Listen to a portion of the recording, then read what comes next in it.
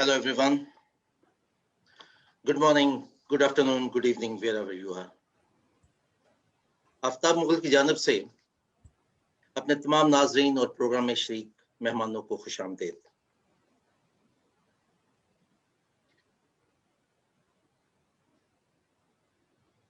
आज का programme minority concern Pakistan की जानिब से मुनक्कद किया जा रहा है।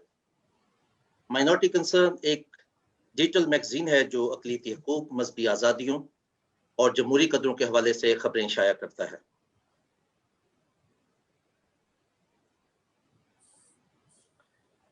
हमारी आज की नशिस्त का मौजू है Pakistani minorities, the issue of identity. हमारे साथ आज जो मेहमान शरीके गुफ्तगू हैं वो दोनों पाकिस्तान में इंसानी हकूक़ का बड़ा नाम है। पीटर जेकब और डोमिनिक मुगल दोनों अपने अपने मैदान के शाहसवार हैं और दहाइयों से समाजी इंसाफ की जिद्दोजहद में मसरूफ़ हैं।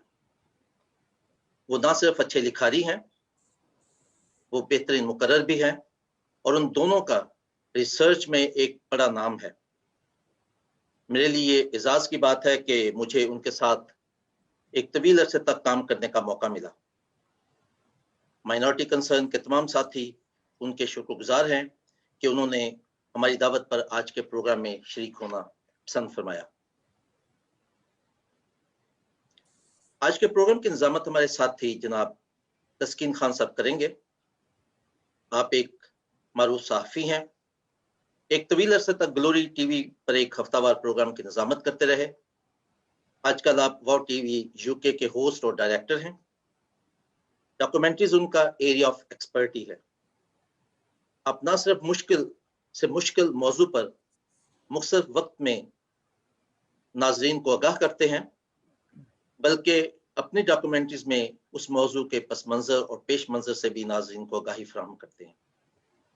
आप एक नजरियाती सहाफ़ी होने के साथ साथ इंसानी हकूक़ के मारूफ कारकुन भी हैं।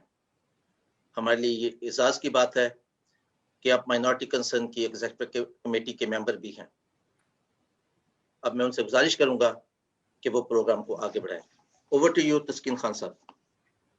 बहुत बहुत शुक्रिया मोहतरम आफ्ताब मुगल साहब और माइनॉरिटी कंसर्न पाकिस्तान और इस वक्त पूरी दुनिया में जहाँ कहीं भी इस खसूसी प्रोग्राम को देखा जा रहा है माइनॉरिटी कंसर्न पाकिस्तान के प्लेटफॉर्म से आपकी खिदमत में सलाम। और आज एक बड़े अहम टॉपिक के ऊपर बात करेंगे। मैं आपको बताता चलूँ कि आज हमारे पास बड़ा डिस्टिंग्विश पैनल है और बड़े मोअज़्ज़ज़ गेस्ट और तजर्बाकार गेस्ट, और उनका तारुफ आफ्ताब मुगल साहब ने करवा दिया और किसी तारुफ के मोहताज नहीं। मेरे लिए बड़े ऑनर की बात है कि मैं इससे कबल भी आप दोनों इश्खास की खिदमत में यानी कि एज ए होस्ट ये एक प्रोग्राम कर चुका हूँ और बड़ी मेरी ख्वाहिश भी रही है हमेशा कि इन जैसे सीनियर्स जो हैं हमारे उनसे सीखूं और ये सीखने का अमल जारी रहेगा। और आज चूँकि पैनल मुख्तसर है इसलिए हम ज़्यादा से ज़्यादा सीखने और दिल की बातें करने की कोशिश करेंगे। और आज का टॉपिक आपको बताता चलूँ, इस पर आप भी पार्टिसिपेट कर सकते हैं नाज़रीन।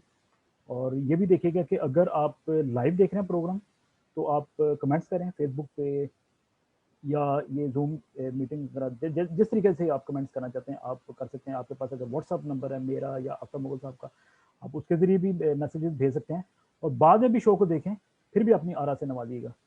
आज का टॉपिक बड़ा अहम है कि क्या पाकिस्तानी अक़लियतें शनाख्ती बहरान का शिकार हैं, इसको बोलते हैं आइडेंटिटी क्राइसिस। तो सबसे पहले तो ये मेरे लिए भी कोई एक नया टॉपिक नहीं है। इस पे हम यानी कि देख रहे हैं कि 1947 से लेके अब तक हम ये जंग लड़ते ही आ रहे हैं कि हमारी पहचान क्या है। पीटर जेकब साहब की जानब जाता हूँ। सर बहुत बहुत शुक्रिया ज्वाइन करने के लिए। जी बहुत बहुत शुक्रिया। It's such an honour to be participating in this discussion. Aftab साहब, डोमिनिक मुगल साहब, such an honour, such a pleasure. बहुत बहुत शुक्रिया। इसके बाद में रेवरेंड डोमिनिक मुगल साहब आपका भी शुक्रिया सर, बहुत बहुत थैंक यू वेरी मच। लेकिन पहला क्वेश्चन जो है वो पीटर जेकब साहब से है। मुमताज़ रिसर्चर हैं, ह्यूमन एक्टिविस्ट हैं, सहाफ़ी, राइटर। सर ये शनाख्ती बहरान पहली बात होता क्या है, नंबर वन। और दूसरी बात ये कि पाकिस्तानी माइनॉरिटीज़ बिलअमूम और पाकिस्तानी मसीही जो हैं वो बिलखसूस, क्या ये वाकई शनाख्ती बहरान या आइडेंटिटी क्राइसिस का शिकार हैं? जी जनाब। जी तस्कीन खान साहब, पहले तो मैं ये बात करना चाहूँगा कि पाकिस्तान एक खुद तारीखी रियासत नहीं है, ये नई रियासत वजूद में आई और उसकी अपनी पहचान क्योंकि नई थी, और बावजूद इस बात के कि एक इंसान की कई शनाख्तें होती हैं और कुछ उसमें से तारीखी होती हैं, मिसाल के तौर पे नस्ल और ज़ुबान, ये उसकी तारीखी शनाख्त होती है, कुछ तारीखी भी लेकिन फितरी शनाख्तें होती हैं, मिसाल के तौर पे रंग, कुदरती तौर पे जो अता हो जाती हैं, सिन्फ, और फिर जिनसी मिलान भी आजकल डिस्कशन में है, ये वो शनाख्तें हैं जो कुदरती तौर पे अता होती हैं, और तो कुछ इसके अपोजिट रज़ाकाराना ली गई शनाख्तें होती हैं। किसी हद तक तो ये कहा जा सकता है कि वो वरासती शनाख्तें हैं, क्योंकि मज़हब आम तौर पे तब्दील नहीं किए जाते और वो नस्ल दर नस्ल एक ही मज़हब में लोग चलते हैं, लेकिन इसकी नेचर जो है वो रज़ाकाराना है। पाकिस्तान में हुआ ये कि जब पाकिस्तान की शनाख्त की तश्कील हुई तो उसकी एक अकहरी शनाख्त, यानी उसके मजहबी शनाख्त, उस पर बहुत ज़्यादा एम्फेसिस आ गया और इसी वजह से ये मुल्क वजूद में आया। और फिर नैरेटिव ये बढ़ते बढ़ते, यानी मुसलमानों के हकूक़ से लेके अब ये बात जो कि तारीख़ी तौर पर बावजूद के गलत है, कहा यह जाता है कि पाकिस्तान का हुसूल इस्लाम के लिए किया गया। तो इस तरह से एक अकहरी शनाख्त पे जोर आ गया। अब शहरी, क्योंकि शहरी की ज़रूरत थी रियासत को, उसने बहुत ज़राए इस्तेमाल करके, मीडिया, प्रोपेगेंडा, मुताला पाकिस्तान, उसको इस्तेमाल करके एक शहरी की कंस्ट्रक्शन की, जिसकी मोहताज थी रियासत, कि शहरी भी वो शनाख्त अपनाए जो उसे रियासत अता करना चाहती थी। तो इसके अंदर जो मौजूद मजहबी अक़लियतें थी, आपको ये तो मानना पड़ेगा कि चाहे वो आइन के ज़रिए से, चाहे वो दरसी कुतब के ज़रिए से, वो शनाख्त जो मजहबी अक़लियतों को अता की गई वो रज़ाकाराना नहीं थी, वो एक सियासी मजहबी शनाख्त थी जो उसको अता की गई और इस तरह से एक आइडेंटिटी कंस्ट्रक्शन करने की कोशिश की गई। इब्तिदा में बस मैं आपको ये अर्ज़ कर दूं कि बेशतर औक़ात हुआ ये कि ख़ास तौर पर मसीही जमात, जो कि बड़ी रिलेटिवली ऑर्गेनाइज थी, पॉलिटिकली अवेयर थी, और वो मिन हैसुल जमात एक अक़लियती बरादरी के तौर पर काफ़ी एक्टिव थी, तो वो उसने जो सियासी रंग अपनाया और अंदाज़ अपनाया, वो तकरीबन अक्स था ऑल इंडिया मुस्लिम लीग की सियासत का, और उसमें एक जुदागाना शनाख्त और मजहबी शनाख्त की बुनियाद पर एम्फेसिस बनाया। अलबत्ता ये जो शनाख्त का सवाल है, क्योंकि तारीख़ी तौर पर इस्तेहसाल भी, मुआशी सियासी इस्तेहसाल भी इन्हीं शनाख्तों की बुनियाद पे होता रहा, लिहाजा ये एक कॉम्प्लेक्स क्वेश्चन है कि जो अफर्मेटिव एक्शन लिया जाता है, वो इंतजामात किए जाते हैं जिससे पसमानदगी दूर हो, वो एक अलग चीज़ है, जबकि शनाख्त और उसको अपनाना और फिर उसकी बुनियाद पर सियासत होना, ये एक बिल्कुल अलग चीज़ है। बिल्कुल ठीक, बिल्कुल ठीक, बहुत बहुत शुक्रिया। मुमताज़ मजहबी रहनुमा, रिसर्चर, ह्यूमैनिटी एक्टिविस्ट और हमारे बहुत ही अजीज़ रेवरेंड डोमिनिक मुगल साहब, सर आपसे भी यही अर्ज़ करना पूछूंगा कि क्या पाकिस्तानी अक़लियतें वाकई ही शनाख्ती बहरान का शिकार हैं? हालांकि उनकी जो पहचान है वो किसी न किसी हवाले से बड़ी मुख्तलिफ है, उस पर हम ज़रूर बात करेंगे, लेकिन ये बुनियादी क्वेश्चन है, और ये शनाख्ती बहरान होता क्या है? सर आपका व्यू पॉइंट। बहुत शुक्रिया तस्कीन साहब, मेरा ख्याल पीटर साहब ने बहुत खूबसूरत तरीके से इसको एक्सप्लेन करने की कोशिश की है। मैं यहाँ से शुरू करना चाहता हूँ कि जो शनाख्त का बहरान है, ये सिर्फ पाकिस्तानी अक़लियतों का नहीं है, अगर हम पूरे ग्लोब में देखें तो ये एक ग्लोबल मसला है जो शनाख्त का मसला, और आप दुनिया के सब मुल्कों में देखें, हर जगह पे कोई ना कोई एक स्ट्रगल शनाख्त के हवाले से चल रही है। भी अमेरिका में ये जो ब्लैक लाइफ मैटर्स का इशू शुरू हुआ है, ये बेसिकली वही शनाख्त का मसला है, और ये हर जगह पे है, और ये हर जगह पे रहना है। और उसकी बुनियादी वजह क्या है कि हम एक ग्लोबल विलेज से अब एक ग्लोबल कॉटेज में आ गए। जो राब्ते हैं हमारे वो बहुत करीब हो रहे हैं, और हर कोई अपने आप को असर्ट करना चाहता है, हर कोई अपने जो वजूद का इजहार है वो पेश करना चाहता है। तो यकीनन अब सारी दुनिया में देख लें, मीडिया को उठा के देख लें, अभी जो हाल ही में फ़लस्तीन में, इसराइल में हुआ है, ये एक बहरान है, ये भी एक शनाख्त का बहरान है, और ये हर जगह दुनिया में कहीं भी आप उठा के देख लें, ये चल रहा है और चलता रहेगा। اور اس کی بنیادی وجہ کیا ہے جو میں جس پہ زور دینا چاہتا ہوں جب ہم بحران کی بات کرتے ہیں کہ دراصل جو شناخت ہے جب ہم اس پہ بات کرتے ہیں اور پیٹر صاحب نے بھی مینشن کیا ہے یہ یک جہتی نہیں ہوتی، اس کی کئی جہتیں ہوتی ہیں، اس کی کئی یہ ملٹیپل شناختیں ہوتی ہیں.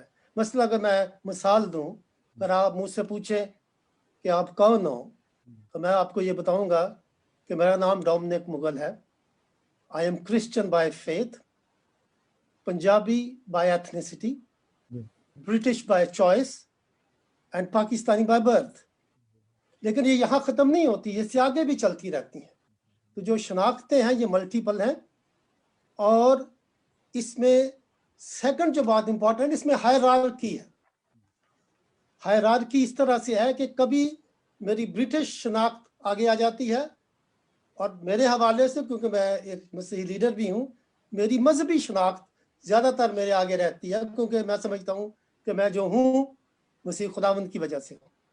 تو اور یہ میرا لیکن ہر ایک کی اپنی شناخت اس کا ایک مختلف سٹینڈ پوائنٹ ہے اور وہ چینج کرتی رہتی ہے. پاکستان اور انڈیا میں خاص طور پہ جو ہمارا جو بحران اگر ہم اس کو کہیں جو مسئلہ ہے کہ اس خطے میں جو شناخت رہی ہے وہ عموماً ذات پات کے حوالے سے رہی ہے، اور جو بحران ہمیں لگتا ہے وہ اسی ذات پات کی وجہ سے ہے کہ ہمارے ایریے میں اگر ہم دیکھیں پاکستان میں اس وقت جو لوگ ہیں جسے ہم 22 کروڑ یا جتنے بھی کہتے ہیں اس میں سے 85% لوگ وہ ہیں جن کی ایک ہی شناخت تھی، اور 85% لوگ ایکچولی ہندو لوور کاسٹ سسٹم کا حصہ تھے. لیکن along the ٹائم اور میری کیلکولیشن کے مطابق تقریباً پچھلی 6 جنریشن سے یہ جو لوگ ہیں یہ مختلف شناختوں سے ہوتے ہوئے اب ایک اپنی شناخت قائم کر چکے، اور زیادہ تر لوگ مذہبی حوالے سے اپنی شناخت قائم کر چکے ہیں. لیکن اس میں بھی آگے کئی جہتیں ہیں. بے شک آپ کہتے ہیں کہ مسلمان ہیں، لیکن مسلمان میں بھی آگے کئی ہیں، بلکہ یہاں ایسے بھی لوگ ہیں جو بیچارے کہتے ہیں ہم مسلمان ہیں. اور یہ میرا تیسرا نقطہ ہے کہ شناخت یہ بھی ہوتی ہے، ایک وہ جو میں سمجھتا ہوں کہ میں کون ہوں، اور ایک دوسرا جو دوسرے مجھے کہتے ہیں کہ میں کون ہوں. اور یہ ایک بڑا اہم نقطہ ہے یہ شناخت بحران میں، کیونکہ جب میں کہتا ہوں کہ میں مسیحی ہوں اور میں پاکستانی ہوں تو یہاں پہ ایک بہت بڑا بحران اس حوالے سے آتا ہے. تو وہ کہتے ہیں یہ نہیں ہو سکتا، اگر آپ پاکستانی ہیں تو پھر آپ مسلمان ہیں. اور پھر جب میں کہتا ہوں چلو میں مسلمان ہو جاتا ہوں تو پھر میں کہتا ہوں کہ ہاں میں پاکستانی ہوں، میں مسلمان ہوں، لیکن میں آمدی ہوں. پھر وہ مجھے کہتے ہیں نہیں آمدی تو مسلمان ہی نہیں ہے. بحران در بحران یہ جو بحران ہے وہ مزید، لیکن الٹیمیٹلی جو اس کی بنیاد ہے جس سارے بحران کی وہ اکنامک انجسٹس. پیٹر جیکب صاحب بالکل یہ وہی بات آ گئی، بحران در بحران یا ایسے پتہ نہیں، یہ تو واقعی شناخت کا بحران اور گہرا ہوتا چلا جائے گا. لیکن ہماری سے مطلب کہ جو پاکستانی مائنورٹیز ہیں ان کی اب نہ چاہتے ہوئے بھی ایک الگ سی پہچان بن گئی ہے. یعنی کہ کچھ پرسیکیوٹڈ سی لوگ ہوتے ہیں، یہ مظالم سہنے والے لوگ ہیں. اب پوری دنیا میں اب امریکہ چلے جائیں، وہاں کی کانگریس میں دیکھ لیں، کینیڈین گورنمنٹ میں جب شہباز بھٹی صاحب جاتے تھے، پھر برطانوی پارلیمنٹ کے اندر، پھر ابھی یورپین پارلیمنٹ کے اندر اتنی بڑے وہ فیصلے آئے، لفظ یوز کیا گیا پاکستانی مائنورٹیز. تو پاکستانی مائنورٹیز کی ایک عجیب سی پہچان بن گئی ہے. کیا یہ پہچان ہونی چاہیے تھی ہماری کہ یہ بڑی مار کھانے والی قوم ہے، مظالم سہنے والی قوم ہے، یا شاید یہی ہماری اس وقت تاحال یہی ہماری پہچان ہے، یہی ہماری شناخت ہے؟ بہت شکریہ ڈومنک صاحب نے بہت اچھے طریقے سے انپیک کر دیا ہے اس موضوع کو، اور آپ نے بھی بڑی ایک ضروری سمت کی طرف اشارہ کیا ہے کہ اس پہ بات کرنا ضروری ہے. ایک تو ہے لفظ مائنورٹی اور اس کا سٹیٹس ہونا. قانون کے اندر آپ کا ایک سٹیٹس ہے مائنورٹی کا اور میجورٹی کا، اور دوسرا ہے ایک ذہنی کیفیت جس کو آپ مائنورٹی نیس کہہ سکتے ہیں. اچھا، یہ مائنورٹی نیس جو ہے اس کے لیے مائنورٹی ہونا ضروری نہیں ہے. یہ کیفیت جو ہے ہر وہ شخص جو اپنے آپ کو اجنبی سمجھتا ہے، باہر پھینکا ہوا سمجھتا ہے، نکالا ہوا سمجھتا ہے. بلکہ اگر آپ اجازت دیں تو میں آپ کو ایک نظم سنا دوں. جی پلیز. نظم یہ ہے کہ بخت خان آنکھ اٹھاؤ کہ ہرا جنگل ہے، ہم نکالے ہوئے، پھینکے ہوئے، ٹھکرائے ہوئے، ہم جسے یاد کریں اس کی قضا آتی ہے، ہم جسے یاد کریں اس کی قضا آتی ہے، ہم جسے یار کریں اس کی خبر کوئی نہیں۔ ایک اور شعر آپ کی خدمت میں پیش کرتا ہوں، یہ ہے نذیر قیصر صاحب کا۔ وہ کہتے ہیں کہ آسماں آسماں بھٹکتا ہوں، میں زمین کا سوتیلا بیٹا ہوں۔ آسماں آسماں بھٹکتا ہوں، میں زمین کا سوتیلا بیٹا ہوں، بے ہنر بے صفات ہاتھوں سے شمع بو کر اندھیرے کاٹتا ہوں۔ ہر طرف دشمنوں کے لشکر ہیں، میں بہادر ہوں پر اکیلا ہوں۔ اب یہ آپ نے جس کی طرف اشارہ کیا، جس بات کی طرف، کہ ایک احساس ہوتا ہے جس کے اندر آپ سمجھتے ہیں کہ آپ یہاں پر اجنبی بنا دیے گئے ہیں یا آپ ایکسکلوڈ کر دیے گئے ہیں، تو آپ بہادر ہو کے بھی اکیلے محسوس کرتے ہیں۔ نذیر قیصر کی باقی شاعری جو ہے وہ تمام کی تمام بڑی پر امیدی کی شاعری ہے، بڑی جاندار شاعری ہے، آپٹمزم کی شاعری ہے، اور یہ بھی بڑی جاندار ہے، لیکن ایک حقیقت، ایک احساس اس کو عیاں کرتی ہے۔ تو یہ البتہ ایک مستقل احساس ہو جانا کسی شخص میں یا کسی جماعت میں کہ ہم تو کمزور، ہم تو صرف مظلوم، وہ پوری حقیقت نہیں ہے۔ یہ مائنورٹیز جو ہیں وہ جد و جہد کرنے والی ہیں، حقوق پہ لڑنے والی ہیں، کھڑے ہونے والی ہیں، اپنی آواز اٹھانے والی ہیں۔ اس وجہ سے یہ کسی احساس مظلومیت یا مستقل احساس محرومی میں زندہ رہنا یہ کوئی صحت مند بات نہیں ہو سکتی۔ تو میں یہ کہوں کہ جہاں تک تو نفسیات کی بات ہے، کیونکہ ہمیں کئی زاویوں سے اس سوال کو دیکھنا ہے، ہمیں عمرانیات کے حوالے سے، انتھروپولوجی کے حوالے سے دیکھنا ہے، ہمیں نفسیات، قانون اور دیگر حوالوں سے بھی دیکھنا ہے۔ اب جہاں تک قانونی حقوق اور اس کی جد و جہد کا سوال ہے، اور اس کے لیے بہترین ٹرمینالوجی کے چناؤ کا سوال ہے، اس پہ بھی اور کئی باتیں ہو سکتی ہیں۔ اگر میں تھوڑا لمبا بول گیا ہوں تو مجھے تو گزارش یہ ہے کہ یہاں پر یہ جو آئیڈینٹی کی کنسٹرکشن ہے وہ آئین میں کچھ عجیب و غریب طریقے سے ہوئی۔ جب آرٹیکل 41(3) یہ بندش لگاتا ہے کہ کوئی مائنورٹی یا غیر مسلم وہ صدر نہیں بن سکتا، تو وہ ایک اس کے اوپر باقاعدہ لینگویج جو ہے وہ سیدھی سیدھی ہے کہ disqualified is not qualified if non Muslim. تو ایک یہ لائن ہوتی ہے۔ اب آپ 1973 کی جو اسمبلی تھی اس کی کمپوزیشن دیکھ لیے، یہ 71 کی جنگ ہارے تھے، تو اس وقت یہ ایک اس طرح کی پابندی لگانا وہ اس نے ضروری سمجھا تھا اسمبلی نے کہ یہ پابندی لگائی جائے، وہ جو ڈرافٹ ہے کہ ہاں کوئی نان مسلم۔ اور آپ کو پتہ ہے کہ احمدیوں کی بحث جو ہے نا وہ بھی چل رہی تھی، اور وہاں پر مذہبی جماعتیں وہ بڑے شد و مد کے ساتھ وہ اپنی مرضی سیٹ کر رہی تھی، مولانا مفتی محمود تھے اور بہت سے پروفیسر غفور وغیرہ لوگ، تو پابندی باقاعدہ لگائی گئی۔ لیکن یہی جب 18ویں ترمیم ہو رہی تھی، پابندی وہاں پہ بھی وزیر اعظم کے عہدے پہ لگی، لیکن اس کی لینگویج فرق ہے۔ اس میں یہ کہا گیا ہے کہ قومی اسمبلی کے ارکان اپنے مسلم ارکان میں سے کسی کا انتخاب کریں گے اور یہ کریں گے۔ ان تھوڑی سی ڈسکریمنیشن تو یہ بھی ہے، لیکن تھوڑی سی مہذب طریقے سے، یہ ڈسکریمنیشن کی گئی۔ اب آرٹیکل 260 جو ہے وہ ذرا وہ ڈیفائن کر دیتا ہے، وہ تو اور ہی ایک عجیب و غریب خرابی ہے۔ وہ ایسا کام جو قانون کے اختیار میں نہیں ہے، جو ریاست کے اختیار میں نہیں ہے، وہ کر دیتا ہے۔ وہ شہریوں کے مذہب کا تعین کر دیتا ہے۔ ایک مسلمان ہے اور پھر 8 قسموں کے لوگ ہیں، جو ہندو ہیں، جو سکھ ہیں، جو پارسی ہیں، مسیحی ہیں، وہ 8 قسم کے لوگ جو ہیں وہ نان مسلم، ان کو ڈیفائن کر دیتا ہے 260(3)(a) اور B میں۔ یہ سلوک ہے اس کا۔ لیکن آرٹیکل 36 میں جب وہ ذکر کرتا ہے تو لفظ مائنورٹیز استعمال کرتا ہے، اور آرٹیکل 36 جو ہے وہ ہے جو ریاست کو راست اقدام کرنے چاہیے, افرمیٹیو ایکشن کرنے چاہیے, جو حقوق کی برابری لانے کے لیے کرنا چاہیے. تو آپ کو پتہ ہے کہ جو فنڈامنٹل رائٹس کا چیپٹر ہے وہ تو ڈفرینٹلی ٹریٹ کرتا ہے مائنورٹیز کو, اور وہ مائنورٹی لفظ استعمال کرتا ہے, جبکہ آگے چل کے جو آپریشنل پارٹ ہے کانسٹیٹیوشن کا اس میں وہ مسلم اور نان مسلم پہ آ جاتا ہے.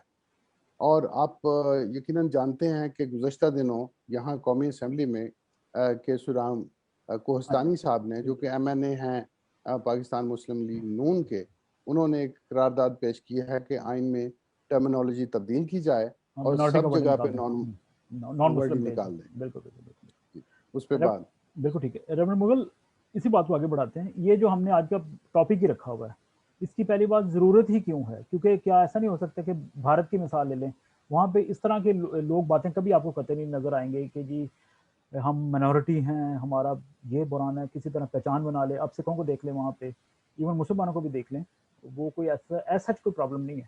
وہ اپنے آپ کو ہندوستانی کہتے ہیں, اپنے پاسپورٹ کو بھی لہراتے ہیں, ہر جگہ جاتے ہیں. یہ صرف کیا چونکہ منورٹیز کے پاس پاکستان میں اتنے زیادہ مسائل ہیں, یہ اس کا ہی شاخسانہ ہے کہ ہم یہ آج کا بھی ٹاپک لے کے ڈسکس کر رہے ہیں. کیا یہ اتنا انف نہیں تھا کہ جی پاکستانیوں اتنا ہی کافی ہے؟ اب برطانیہ میں ہم رہتے ہیں, تو برطانیہ میں تو یہ چلیں وہ انتظامی حوالے سے کچھ انفارمیشن دینے کے لیے جب سینسز ہوتا ہے, جو کوئی اس طرح کے مسائل ہوتے ہیں, وہ ہم سے ویسے پوچھ لیتے ہیں کہ آپ کے ایتھنک بیک گراؤنڈ کون سا ہے, تو اس میں آپ بتا دیتے ہیں برٹش, ایشین, پھر آگے پاکستانی, ہندوستانی, بنگلہ دیشی, یا اگر کوئی دوسری کمیونٹی سے تو کیریبین یا اس طرح. یہاں تو کچھ اور معاملات ہیں, لیکن یہاں پہ انسانی حقوق کا مسئلہ نہیں ہے. پاکستان میں کیوں یہ ضرورت محسوس ہوتی ہے؟ وہاں پاکستانی ہونا انف کیوں نہیں ہے؟ میرا خیال ہے یہ صرف مسئلہ اگر ہم اقلیتوں کے حوالے سے دیکھیں تو یہ اصل میں پوری پاکستانی قوم کا مسئلہ ہے, کیونکہ پاکستانی پوری قوم میں ہی جو انسانی حقوق کا جو اوور آل سچویشن ہے وہ صرف مسیحوں کے یا منورٹیز یا اقلیتیں جو بھی آپ کہنا چاہتے ہیں صرف ان کا نہیں ہے, یہ تو پوری عوام کا مسئلہ ہے.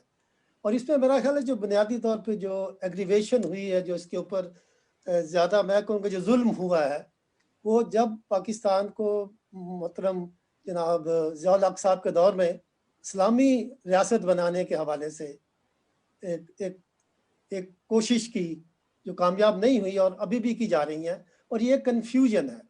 دیکھیں, اور یہ دنیا میں ہمیشہ رہے گا. آپ مذہب کے نام پہ, اب ہمارے پاس واضح ایک مثال ہے, اگر میں آپ کے سوال کو اور طریقے سے ٹیکل کرنے کی کوشش کروں, ہم یہ اس وقت کہ بنگلہ دیش ہم سے کیوں علیحدہ ہو گیا؟ کیا وہ مسلمان نہیں تھے؟ وہ بھی مسلمان تھے, اور آج کل یہ سننے میں آ رہا ہے کہ وہ پاکستان سے آگے ترقی کر گئے ہیں. ہم دراصل اسی چکر میں پڑے رہے کہ ہم سب کچھ ہیں, صرف یہ پاکستانی نہیں ہے.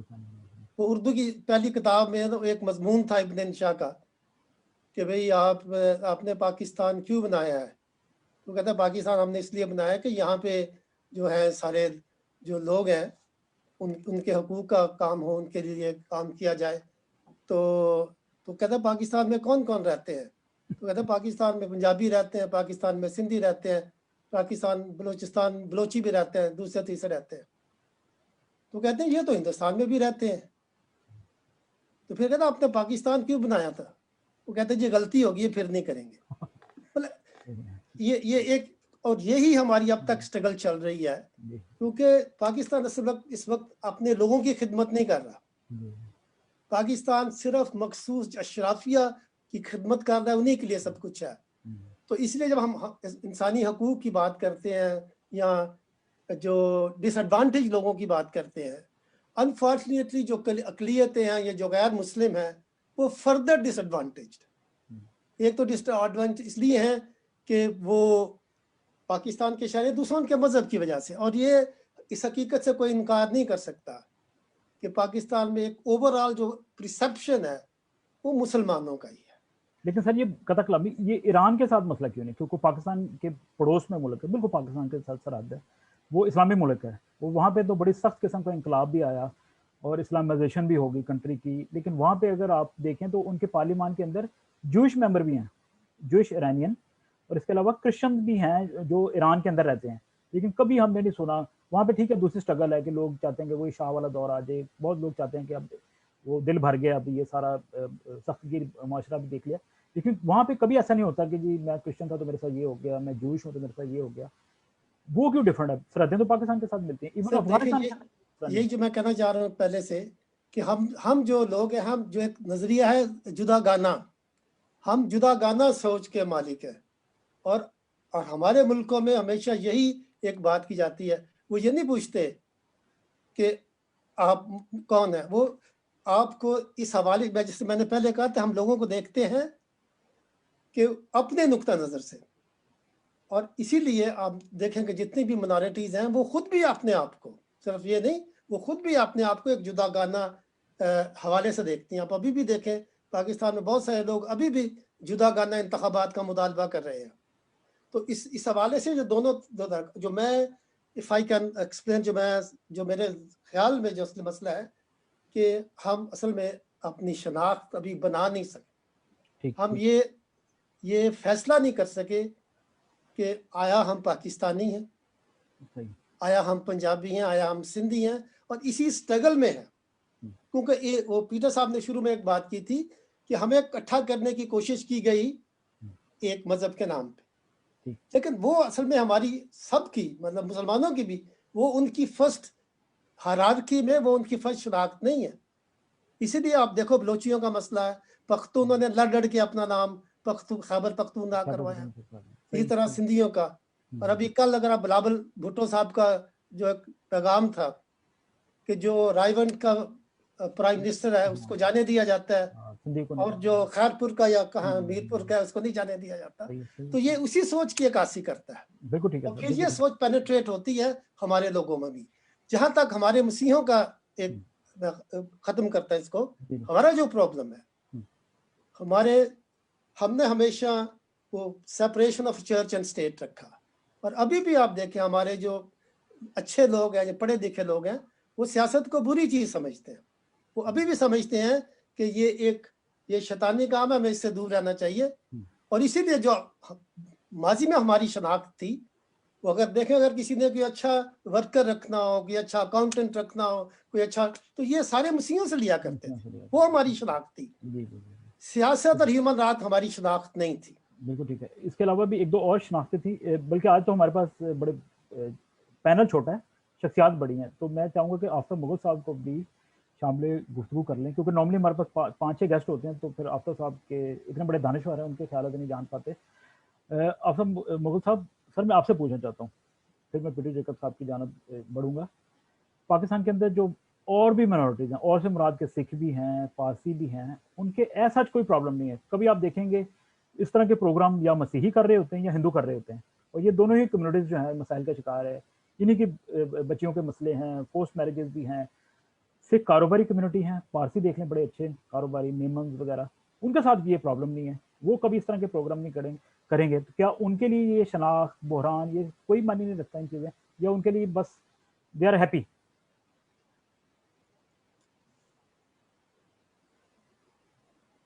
थैंक यू वेरी मच तस्कीन साहब। मेरा ख्याल है कि पीटर जेकब साहब और डोमिनिक मुगल साहब ने इसका जवाब पहले अपने जो उन्होंने गुफ्तगू फरमाई उसमें मौजूद है, लेकिन फिर भी मैं इसके दूसरे एक पहलू की तरफ इशारा करूंगा कि बहुत सारी जो कौमें होती हैं वो डिपेंडेंट नहीं होती किसी पे। हमारा एक जो मसला है वो डिपेंडेंसी बहुत है। अब जब भी हमने, आप भी प्रोग्राम में हमेशा रहे हैं, और जब भी हम प्रोग्राम करते हैं तो एक लम्हे पे जरूर ये बहस छिड़ जाती है कि चर्च को ये करना चाहिए, चर्च को ये करना चाहिए। स्कूलों की बात चर्च करे, तालीम की बात चर्च करे, पॉलिटिक्स चर्च करे, सेंसस चर्च करे, और हम जो रियासत के साथ हमारा रिश्ता है उसकी बहुत कम बात होती है। हम ये नहीं कहते कि जो हमारे नुमाइंदे हैं, जो स्टेट के ऑर्गन्स हैं, जो हमारे लोकल लीडर्स हैं, हम उनके पास जाएंगे, उनको ये करना चाहिए। तो जो हमारी डिपेंडेंसी है ना, वो उसकी बहुत सी रीजंस हो सकती हैं। तो हम डिपेंडेंट लोग हैं, ये सिर्फ अकलियती फिरके के लोग नहीं हैं, ये अकलियती अफराद नहीं है, ये जो अक्सरियती अफराद हैं वो भी डिपेंडेंट हैं। अब देखें कि हमारा जो सबसे ज्यादा रिश्ता किससे बनता है? उन मुल्कों के साथ जिनके हम मजहब हैं। दुनिया के जो तरक्की याफ्ता मुल्क हैं, जो जहां हम अपने बच्चों को तालीम देने के लिए भेजते हैं, उनके साथ हमारी वो रिश्ता नहीं है। ہم جب ضرورت پڑتی ہے تو گالی دیتے ہیں، جب ضرورت پڑتی ہے تو پھر ویزے کے لیے بھاگ دوڑ شروع کر دیتے ہیں۔ جب ایک دفعہ یہ بحث شروع ہوئی تھی نیٹو کے جو قافلے ہیں ان کو روکنے کی، اور عمران خان صاحب اس میں بہت آگے تھے اور بڑے جلوس نکل رہے تھے، تو آسما جہانگیر نے ایک دفعہ بیان دیا تھا، اس نے کہا تھا کہ اتنے جلوس نکلتے ہیں پاکستان میں امریکن فورسز کے خلاف، نیٹو کے خلاف، لیکن میں نے آج تک نہیں دیکھا کہ امریکن ایمبیسی کے باہر جو لگی لائنز ہے اس میں کمی آئی ہو، وہ لائنز اسی طرح ہیں۔ تو جو ہماری ڈوئل ہے نا اپروچ، وہ ایک ایشو ہے۔ جو آپ نے سوال کیا تھا میں اس کی طرف آتا ہوں۔ میں نے جیسے پہلے اس کیا کہ ہم ڈیپینڈنٹ ہیں، ہمیں اپنے آپ پہ اعتماد نہیں ہے۔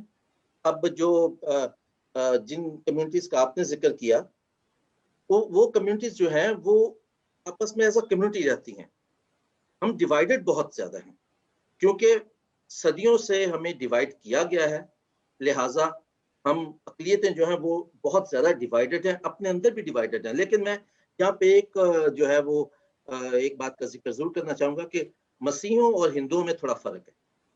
ہم پروگرام کر رہے ہیں تقریباً 1 سال سے، آپ نے وہ جب ہمارے ہندو دوست آتے ہیں تو ان کی بھی جو اپروچ ہے وہ سنی دیکھی ہوگی، ہمارے جو باقی مسیحی دوست آتے ہیں ان کی بھی اپروچ آپ نے دیکھی ہوگی، اور میں پچھلے 3 سال سے مختلف جو فورمز ہیں ان پہ جو کانفرنسز ہو رہی ہیں، جو ڈیبیٹس ہو رہی ہیں، وہ بھی سنتا ہوں۔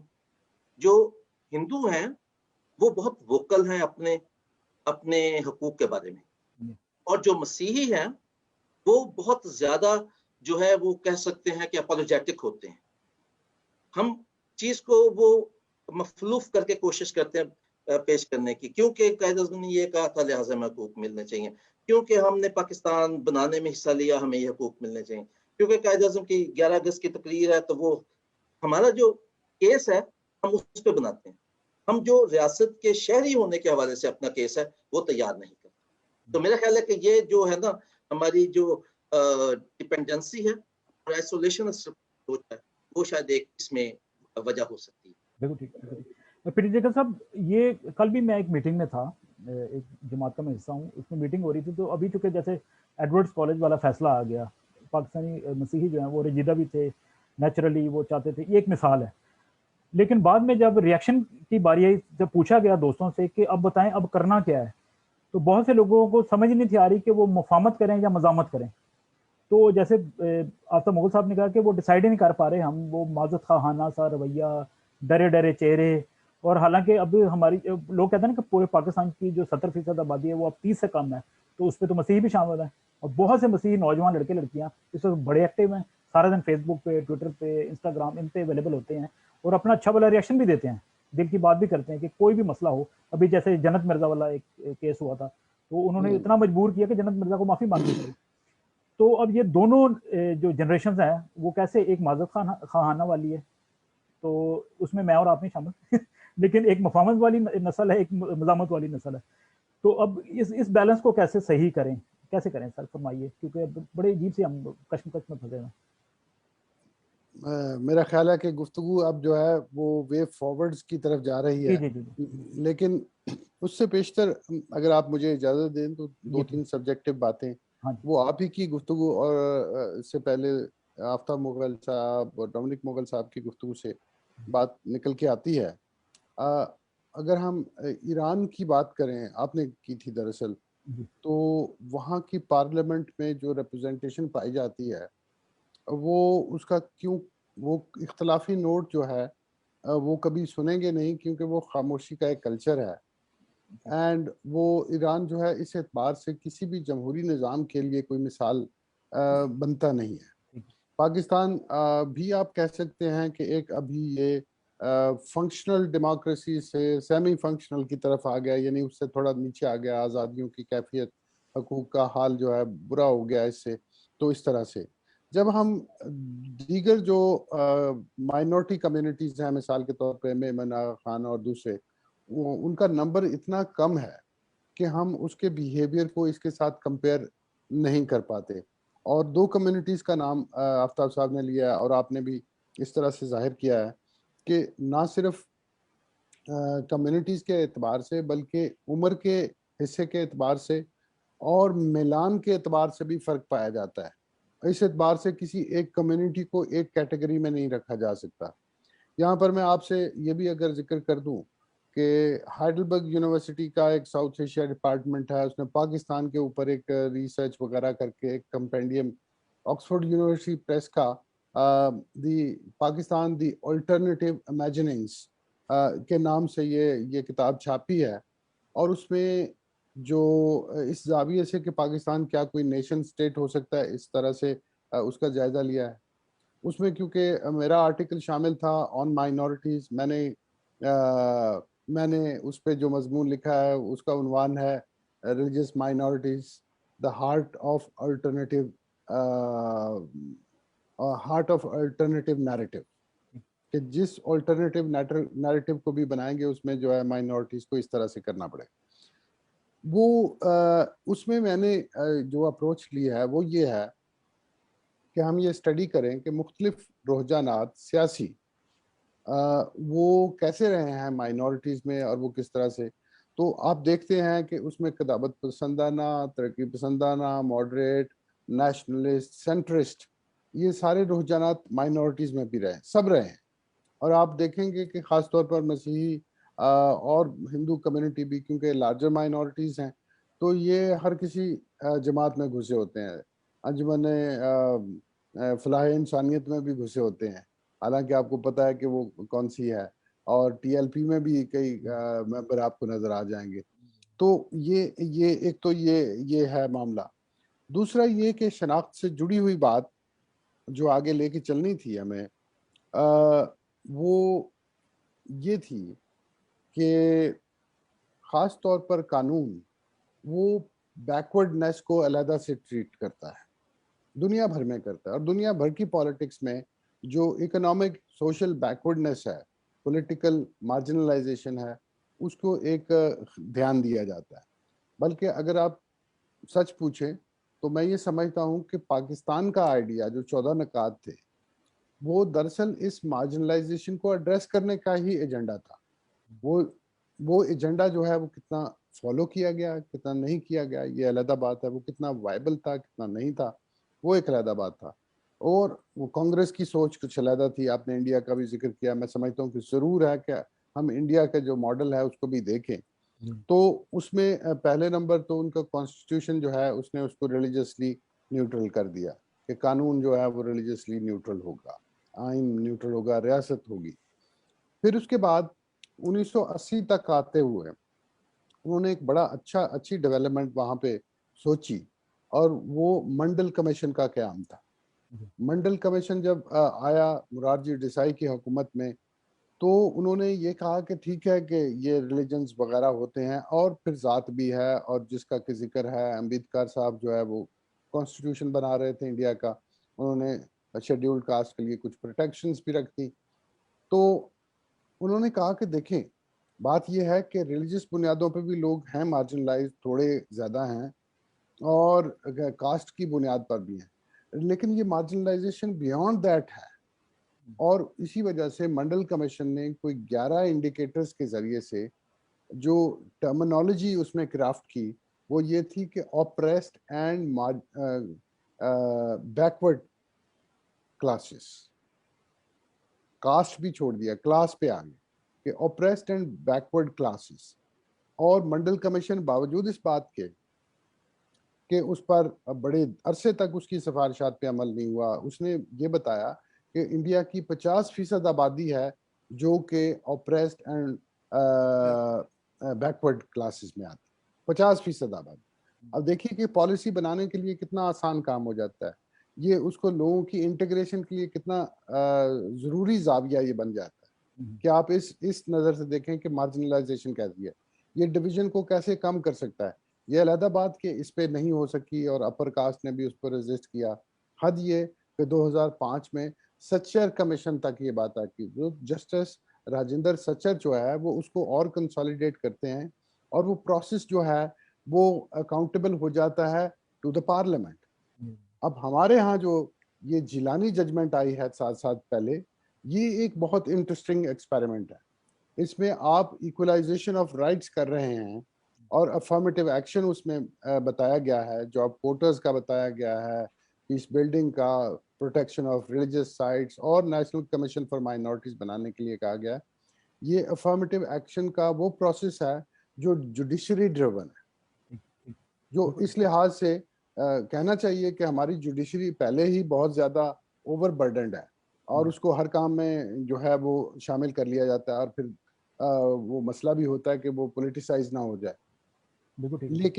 लेकिन ये जो अफर्मेटिव एक्शन है, ये इसको बड़े, मैं तो क्योंकि फॉलो कर रहा हूँ, हम पिटिशनर भी हैं जिलानी जजमेंट में, तो मैं किसी वक्त इस पे भी अलहदा बात हो सकती है। मैं ये कहूँगा कि ये एडवर्ड्स कॉलेज की बात गो कि ये सुप्रीम कोर्ट से हुआ, मुझे ये कहना पड़ेगा कि हमने पिछले साल जब ये नेशनलाइजेशन ऑफ पॉलिसी जो 1972 की थी उसको स्टडी किया तो पता चला कि आधे जो मिशनरी स्कूल नेशनलाइज हुए थे वो तो वापस ही नहीं हुए, और बाज जो चर्चेज हैं उन्होंने वापस ही नहीं लिए क्योंकि वो कैपेसिटी अब उनकी ऐसी है कि वो नहीं कर सकते।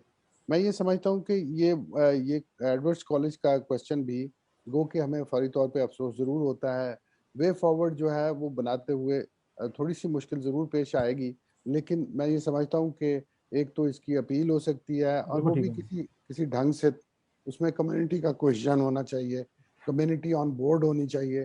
सर अगर ये आप सब कुछ पूछना चाहते हैं? जी जी।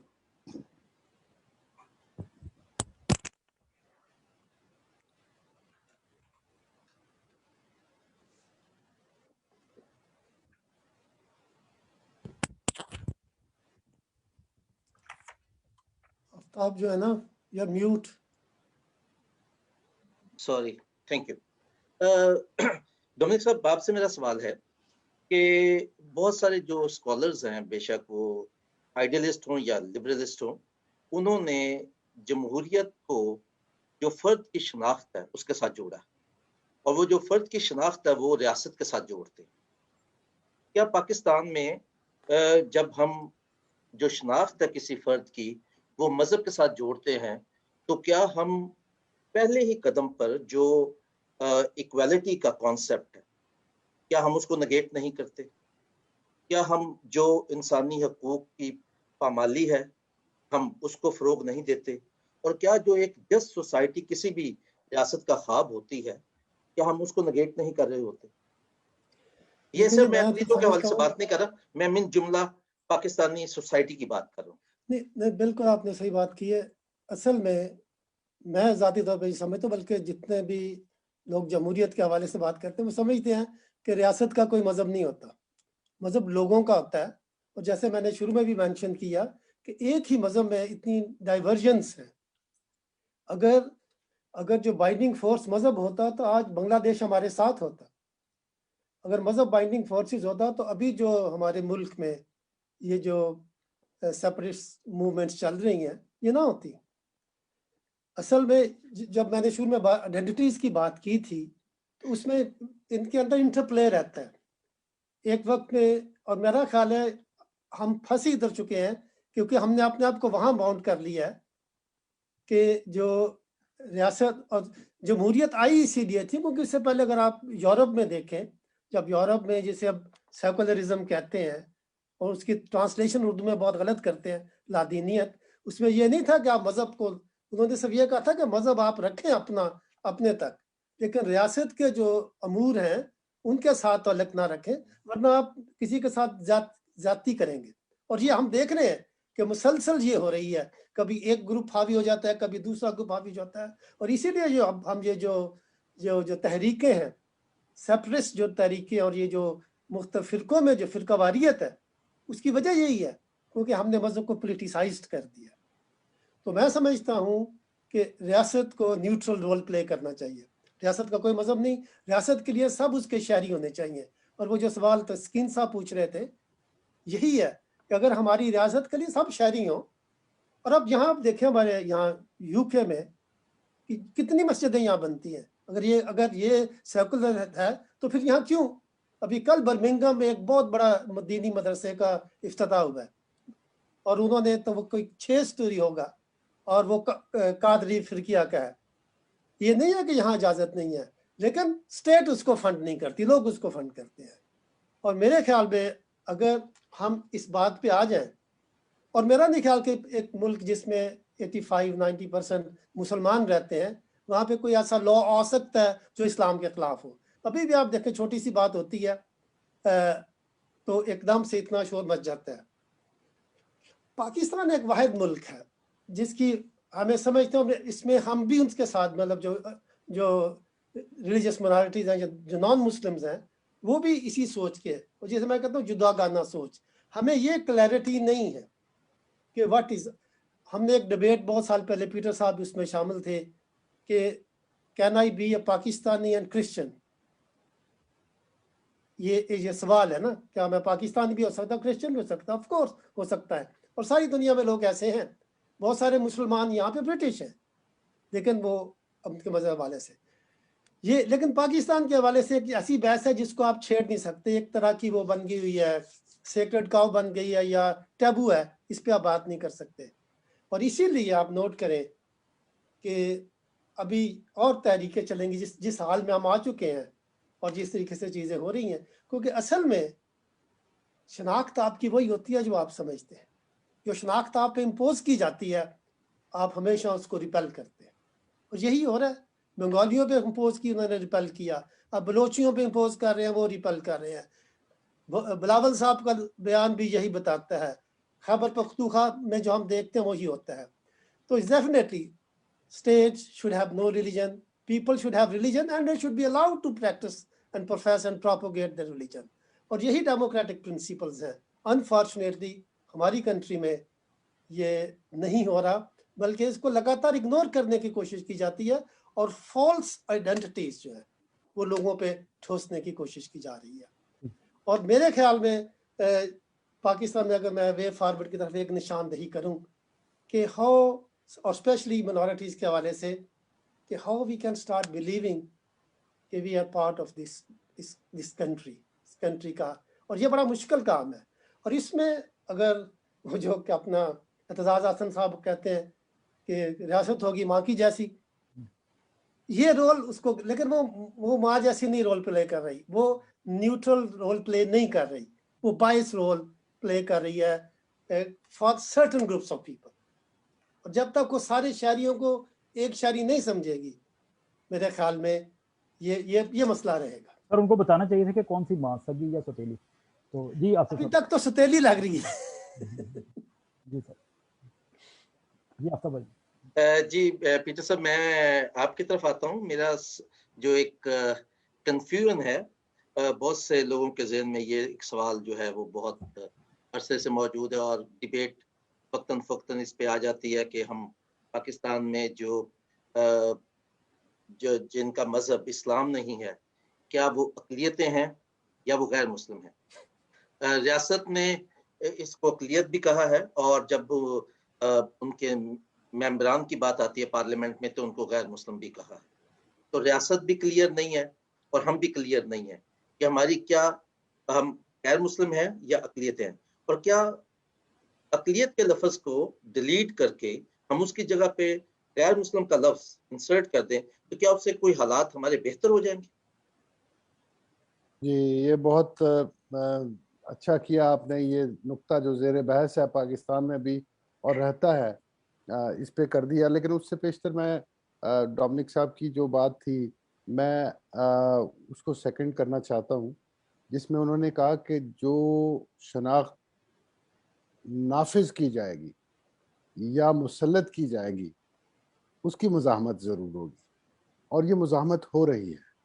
یہ ہر روز ہو رہی ہے. ہر روز ایسے شواہد سامنے آتے ہیں جہاں پہ وہ شناخت جو یونیورسل ہوتی ہے. دیکھیں یہاں کے لوگ کہاں وہ ٹھنڈے ملکوں میں جا کے عادی ہی نہیں تھے، وہاں پہ جا کے اور جا کے پھر بھی اپنی شناخت جو ہے اس کو تلاش کرتے ہیں، اور جہاں سکون پاتے ہیں وہ مذہب اس کا اظہار کرتے ہیں، وہاں کے یہاں آتے ہیں. اس طرح سے انسانوں کی ایک یونیورسل شناخت بھی ہے، انسانوں کی ایک ایسی شناخت بھی ہے جس میں آپ ان کو ایک کنبہ ماننے پر تسلیم کرنے پر آمادہ ہو جاتے ہیں.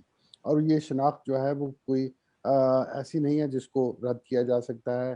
اب اس وقت انسانی حقوق جن کی ہم بات کرتے ہیں اور وہ یونیورسل ہیں، آفاقی ہیں، اس کا نقطہ یہی ہے نا کہ ہماری جو انفرادیت ہے، انفرادی خصوصیات ہیں ہر انسان کی، اب وہ الگ الگ ہیں لیکن ہم انسان بھی ہیں، ہم میں مشترکات اتنے زیادہ ہیں، اور جو انفرادیت ہے اس کو رد نہیں کیا جا سکتا دونوں میں سے کسی بات کو۔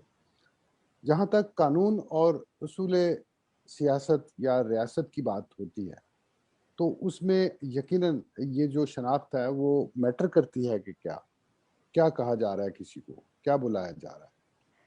وہی ایک بات، آپ نچلی ذات سے، اچھوت سے، شیڈیول کاسٹ سے ہریجن سے دلت، اس کی ٹرمینالوجی کو اسی لیے آپ نے ابھرتے دیکھا کیونکہ وہ ایک ساتھ ساتھ سیاسی جدوجہد بھی تھی۔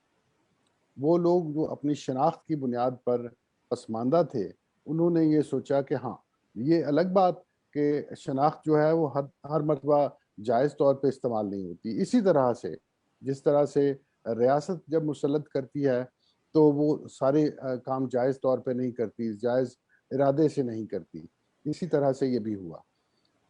سوال یہ ہے کہ جو لفظ ہیں ان کے معنی ہوتے ہیں، جب وہ قومیں تاریخی طور پہ استعمال کرنا شروع کر دیتی ہیں تو وہ معنی اس کے اندر انگرین ہو جاتے ہیں۔ یہ جو اصطلاح ہے غیر مسلم کی، یہ منفی اصطلاح ہے، یہ بتاتی ہے کہ کون کیا نہیں ہے، اور وہ استعمال کرتے ہوئے جب آپ کہیں آئین میں استعمال کرتے ہیں یا حقوق کی بحث میں استعمال کرتے ہیں تو اس سے مراد یہ ہوتا ہے کہ مسلم کو آپ ایک سٹینڈرڈ مان رہے ہیں، ایک مسلم ہے اور دوسرے غیر مسلم۔ تو جب ہم یہ کہتے ہیں کہ جی یہ دیکھیں یہاں پر دوسرے درجے کا اور تیسرے درجے کا شہری بنایا جا رہا ہے، تو پھر وہ شکایت کیوں ہوتی ہے کہ اگر ہم اس ٹرمینالوجی کو ماننے کے لیے تیار ہیں۔ لفظ مائنورٹی جو ہے وہ تو ایک ٹیکنیکل ٹرم ہے کہ آپ نے شناختوں کی بنیاد پر یہ سندھی ہے، یہ کیلاش ہے، یہ وغیرہ ہے، تو اس کو آپ نے کاؤنٹ کیونکہ کرنا تھا، پالیسی بنانی تھی، اس کے لیے کچھ انتظام کرنے تھے ریاست میں، اس لیے آپ نے اس کو اسی کی شناخت پہ کاؤنٹ کر لیا، اور پھر کچھ لوگ کم ہو گئے، کچھ زیادہ ہو گئے۔ تو یہ جو ایک اسٹینڈرڈائزیشن ہے، یہ ایک تو آپ یہ سمجھ لیجئے کہ یہ ریلیجس ٹرمینالوجی ہے، نو سیکولر نہیں، یعنی نیوٹرل نہیں ہے، یہ نیوٹرل نہیں ہے غیر مسلم کی ٹرمینالوجی، یہ ریلیجس ہے۔ لیکن سر یہ قابل قبول لگتی ہے کہ نہیں لگتی؟ یہ میں بلکہ آفتاب مغل صاحب سے بھی پوچھ سکتا ہوں کیونکہ انہوں نے یہ پوائنٹ ریز کیا۔ تو آفتاب مغل صاحب، یہ جو ہم ابھی آپ حوالہ بھی دیا گیا تھا یہاں گفتگو میں کہ ایک ممبر قومی اسمبلی ہیں، وہ کہتے ہیں کہ جی ورڈ کو نان مسلم بنا دیں، مائنورٹیز ختم کر دیں۔ بھارت میں کیا آپ ایسا سوچ سکتے ہیں کہ کسی سکھ کو بولیں کہ تم نان ہندو ہو، یا کسی مسلمان کو بولیں جو بھارتی مسلمان ہے، وہ کہے گا میں بھارتی مسلمان ہوں، بس یہ کافی ہے، یا بھارتی ہوں؟ یا یہ پاکستان میں کیوں کہتے ہیں کہ جی تم غصے سے، تسکین صاحب معذرت چاہتا ہوں، وہ غصے سے پاگل ہو جائے گا۔ جی جی جی، تو اگر میں کسی پاکستانی مسلمان کو کہوں کہ تم نان کرسچن ہو، یہ پاکستانی ہے جہاں یہ اس طرح کی حماقتیں نارمل لگتی ہیں۔ بالکل بالکل، تو سر کیوں نہ پھر اس طرح کی ڈیمانڈ کی جائے کہ بھائی نہ نان مسلم بولو، نہ مائنورٹیز بولو، سمپلی پاکستانی بولو، یا پاکستانی مسیحی بولو، یا پاکستانی ہندو بولو۔ جس طرح اگر میں کسی مسلمان کو بولوں کہ تم نان کرسچن ہو تو وہ پتہ نہیں کیا ریئیکٹ کرے گا، وہ تو بڑے فخر سے بتائے گا جی میں مسلمان ہوں، تو میرا فخر مجھ سے کیوں چھینا جاتا ہے؟ جی جناب۔ ویسے تو دو اسکالرز ہمارے پاس بیٹھے ہیں، ان کی موجودگی میں اس موضوع پہ مجھے لب کشائی نہیں کرنی چاہیے، کیونکہ پیٹر جیکب اور ڈومنک صاحب نے اس پہ بہت کام کیا ہوا ہے، ٹھیک ہے، ان دونوں ان ایشوز پر۔ لیکن پھر بھی میں اپنی بساط کے مطابق کوشش کرتا ہوں دو چار فکرے بولنے کی۔ جب ہم لفظ نان کہتے ہیں نا تو وہ لفظ ذات خود ڈسکریمنیٹری ہے، ٹھیک ہے، غیر، اردو میں کہہ لیں تو غیر کہیں گے، تو جو لفظ غیر ہے وہ خود ہمیں بتا رہا ہے کہ ہم غیر ہیں، ہم ان کا حصہ نہیں ہیں، ہم اس ریاست کے برابر کے شہری نہیں ہیں۔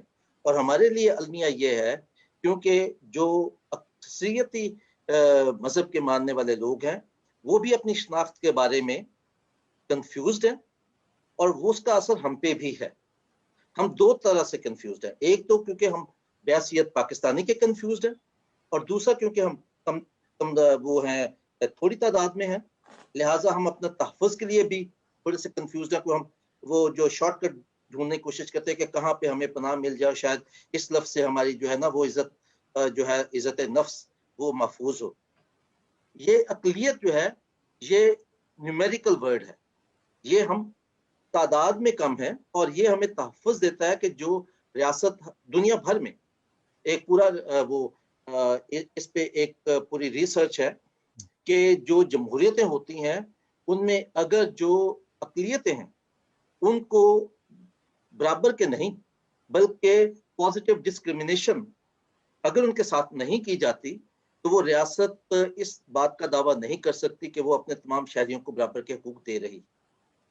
تو جو اقلیت کا لفظ ہے یہ ہمیں فراہم کرتا ہے موقع کہ ہم اپنے لیے پازیٹیو ڈسکریمنیشن کی بات کریں۔ جب ہم غیر کی بات کریں گے تو پھر تو ہم نے خود مان لیا، اور ہمارے لیے تو المیہ یہ ہے کہ وہ دوسرے تو چلو کہتے رہیں، ہمیں سے بہت سے خود اس بات پہ فخر کر رہے ہوتے ہیں کہ جی ہم تو غیر مسلم ہیں، ہمیں اپنے غیر مسلم کرنا چاہیے۔ لہٰذا پینل پر بھی سطح پہ بھی جو حقوق ہیں وہ انسانوں کے ہیں اور مختلف طبقات کے ہیں، وہاں پہ جتنے بھی جو ہے انٹرنیشنل گورننس بنے ہیں، جو ٹریٹیز بنی ہیں، اس میں کہیں کسی غیر مسلم کے نام پہ کوئی ٹریٹی نہیں بنی۔ مائنورٹیز کے نام پہ 92 میں I think Peter will correct me if I am wrong, 92 میں ایک ٹریٹی ضرور بنی ہے، ٹھیک ہے، جو اقلیتوں کے حقوق باقاعدہ پوری بحث کرتا ہے اقلیتوں کے حقوق کے حوالے سے۔ Thank you. ٹھیک ہے، خیر ریورنڈ مغل، میں پیٹر صاحب کی جانب آپ کے بعد جاؤں گا۔ یہ فرمائیے کہ اچھا کچھ بولنا چاہتے ہیں پیٹر صاحب؟ ہاں، گزارش یہ ہے کہ میں ایک شعر سنانا چاہ رہا تھا، شعر تو آتے ہیں آپ کو، میں یاد دلانا چاہ رہا تھا ڈومنک صاحب معذرت کے ساتھ کہ وہ ہاں فیض صاحب نے یہ کہا تھا نا، پہلی باری ہے ہاں جی، وہ فیض صاحب نے یہ کہا تھا نا کہ ہم کے ٹھہرے اجنبی اتنی مداراتوں کے بعد پھر بنیں گے آشنا کتنی ملاقاتوں کے بعد، کب نظر میں آئے گی سرسبز سبزے کی بہار، خون کے دھبے دھلیں گے کتنی برساتوں کے بعد۔ اور ڈومنک صاحب آپ کو کیوں دینے کے لیے وہ شعر یہ تھا، وہ بھی فیض صاحب کا ہے کہ ہم سے کہتے ہیں چمن والے غریبان چمن، ٹرمنالوجی کی بات ہو رہی ہے، ہاں جی، ہاں جی، نام رکھنے کی، ہم سے کہتے ہیں چمن والے غریبان چمن، تم کوئی اچھا سا رکھ لو اپنے ویرانے کا نام۔ کیا بات ہے، کیا بات ہے، کیا بات ہے، بہت اچھا، thank you so much. Reverend Mughal, ہم پہچان کی بات کرتے ہیں، جیسے ایک عام لے مین لینگویج یا جو سمجھنے کے لیے ہمارے ناظرین پاکستانی مسیحیوں کی صرف بات کر لیتے ہیں پروگرام کے، کیونکہ آخر کی جانب بڑھ رہے ہیں تو مائنورٹی سے نکل کے تو صرف مسیحیوں کی جانب آ جاتے ہیں۔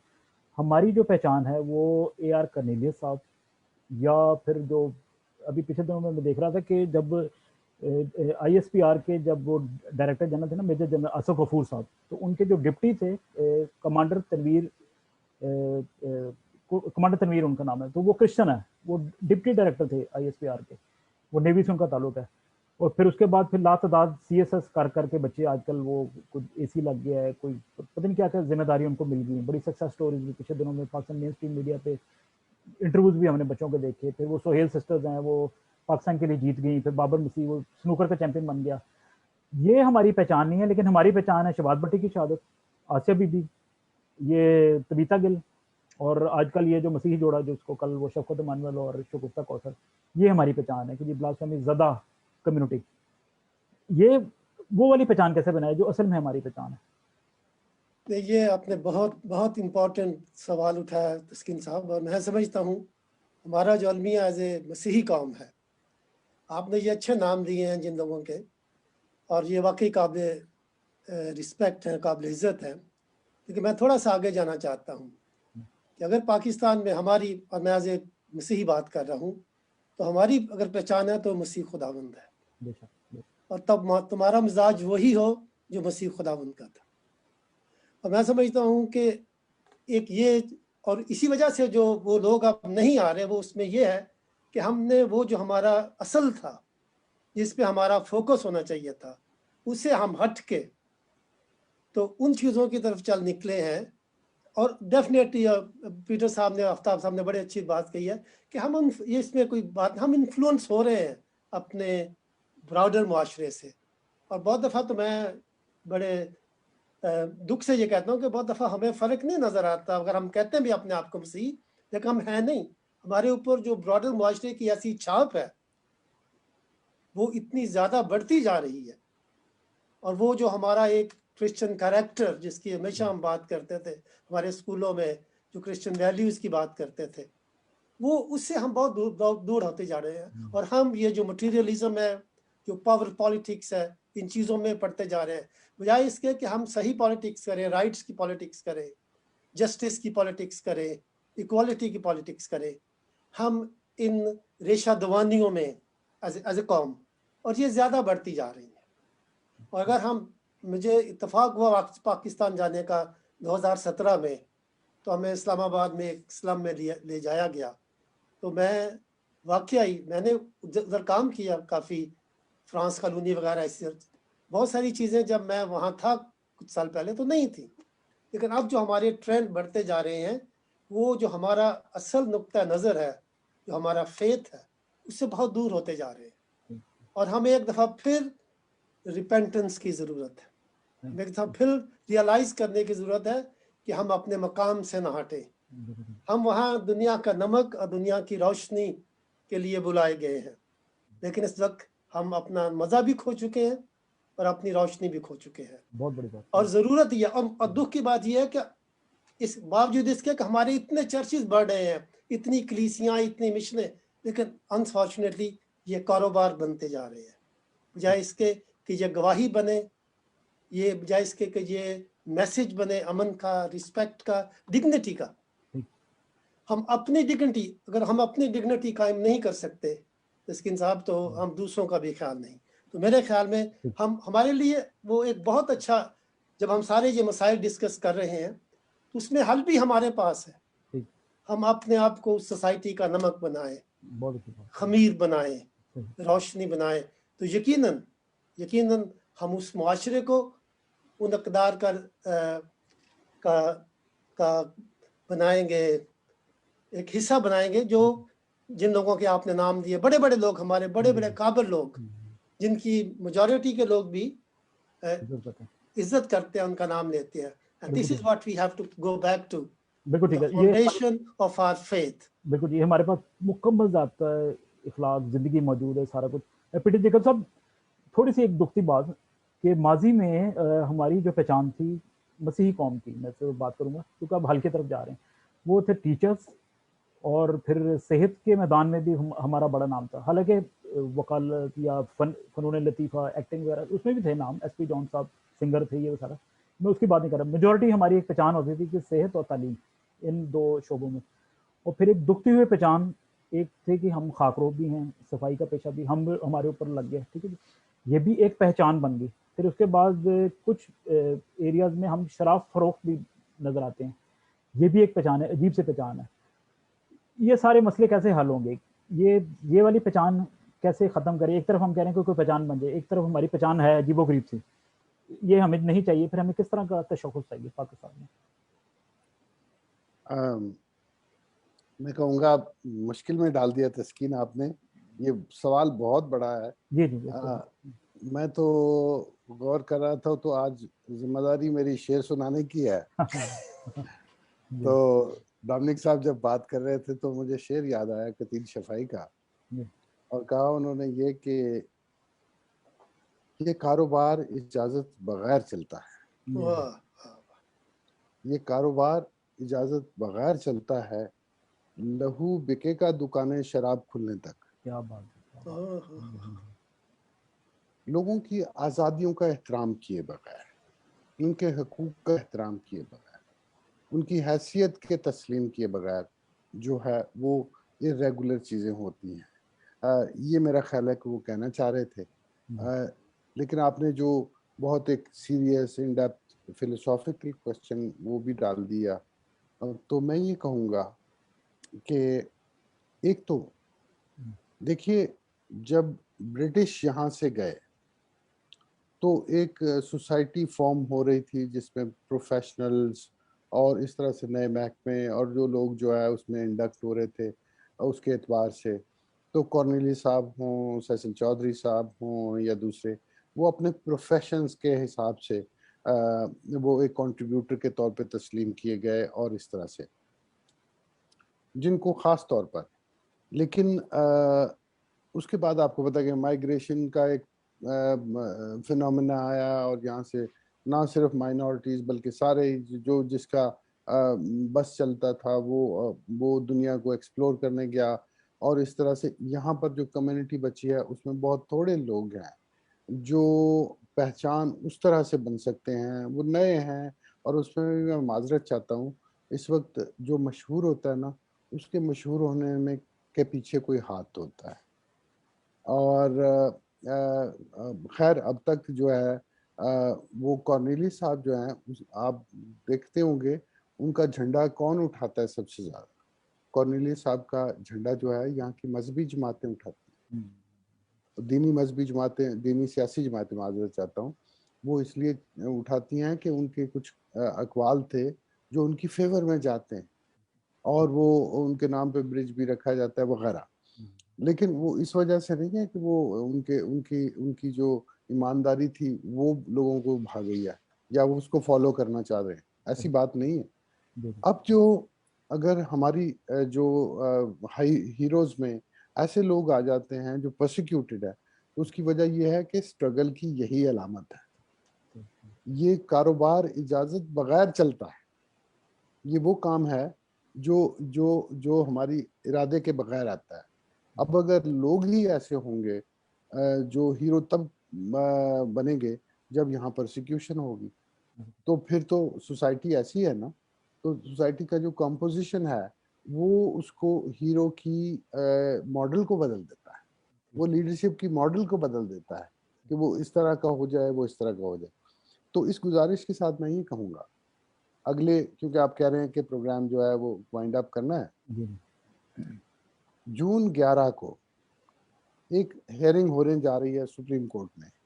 جیلانی ججمنٹ کا فالو اپ ہے، اور Human Rights Commission of Pakistan اور میرا ادارہ Centre for Social Justice, Cecil and Iris Chaudhry Foundation, we are applicants. اس میں بنیادی نقطہ جو ڈیسائیڈ ہونا ہے وہ یہ ہے کہ ہمارے لیے کورٹ کیا کرتی ہے وہ دیکھنا ہے. ہمارے لیے یہ ہے کہ کیا پاکستان کے تعلیمی نظام میں لازمی مضمونوں میں مذہب پڑھایا جائے گا یا نہیں پڑھایا جائے گا. آرٹیکل 22 کیا کہتا ہے؟ یہ آئندہ تاریخ پہ میں یہ سمجھتا ہوں کہ یہ it is going to be very important. You belong to media, میرا خیال ہے آپ بھی فالو کریں گے، اور اس کو میرا خیال ہے کہ ساری دنیا کا میڈیا فالو کرے گا کہ پاکستان کی سپریم کورٹ کیا کہتی ہے. میں آپ کو یہ بتا دیتا ہوں کہ یہاں پر وہ لوگ جو ہمارے مخالفین ہیں وہ اس کے لیے پوری تیاری کر رہے ہیں کہ وہ کورٹ کو بھی انٹیمیڈیٹ کر سکیں، اور پبلک اوپینین کو کہ یہ کہہ کے کہ یہ تو جی حمد اور نعت بھی نکلوانا چاہ رہے ہیں. ہم تو کہتے ہیں کہ اسلامیات پراپر سبجیکٹ ہے، باقی ادیان کے لیے بھی سبجیکٹس بن گئے ہیں 5 کے لیے، تو اس میں یہ پڑھایا جائے. ہم کہاں کہتے ہیں کہ سر اس پہ ایک لائٹ سے ایک بات کہ وہ کچھ لوگ کہتے ہیں کہ اسلامیت نہیں پڑھنی تو ان کو اخلاقیت پڑھا لیں. تو کیا ہمارے اندر اخلاقیت نہیں ہے کہ ہمیں اخلاقیت پڑھا دیں؟ یا یہ بھی ایسے میں لائٹلی پوچھ رہا ہوں. میں گزارش کروں گا، میں پچھلے 2 سال، اب تو پتہ نہیں کیا مجھے بلایا جائے گا، لیکن نیشنل کریکولم کاؤنسل کا میں حصہ تھا، اور ہم نے 5 مضامین جو وہ آلٹرنیٹیو ہیں اسلامیات کا، وہ اس کی کریکولم بنا کے دے دی ہے. ہندو، سکھ، کیلاش مذہب، بہائی اور کرسچینٹی، یہ بچے جو ہیں وہ اپنا اپنا مذہب پڑھ سکیں گے. تو اخلاقیات از نو مور دا آپشن، نو مور دا کمپلشن.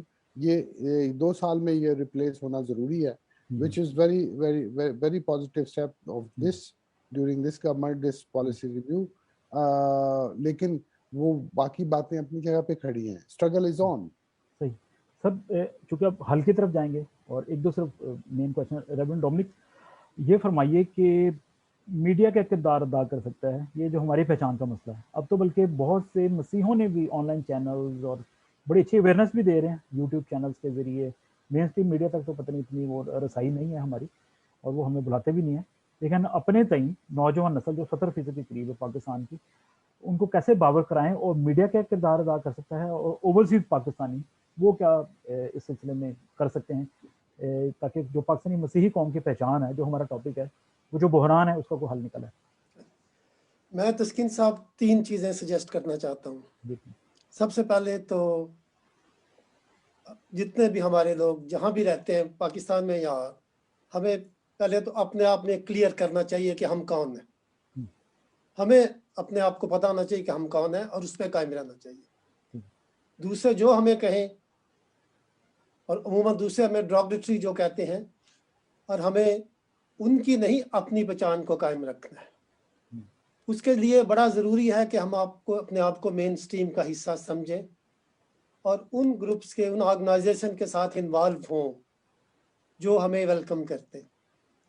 ہم نے بھی اگر انہوں نے ہمیں غیر مسلم کہہ کے یا منارٹی کہہ کے سائٹ پہ لگا دیا تو ہم نے اس کو ایکسیپٹ کر لیا، اور ہم نے اس کے خلاف جو ایک ایکٹیو جو اسٹرگل ہے وہ نہیں کی۔